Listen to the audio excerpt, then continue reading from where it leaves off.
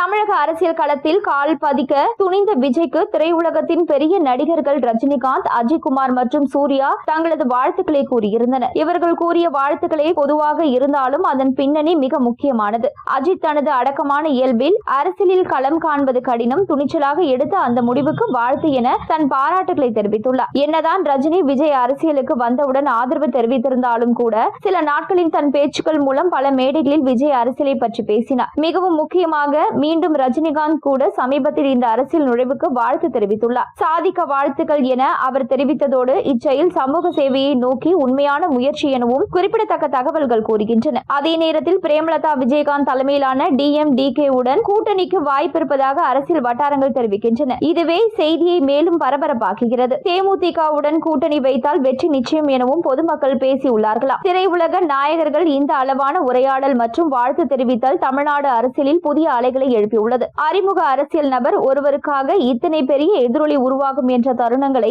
விஜய் நடத்தியுள்ளார். விஜயின் கட்சி அடுத்த வருட தேர்தலில் பெரும் தாக்கத்தை ஏற்படுத்தும் என்பது பலரும் அறிந்துள்ளனர். இதனால் விஜயை நேரடியாக எதிர்க்க திமுக பல திட்டங்களை வைத்திருக்கிறார்கள். இதனால் அடுத்தடுத்த அரசியல் மேடைகளில் விஜயின் பேச்சு சரவடியாக இருக்கும் என எதிர்பார்க்கலாம்.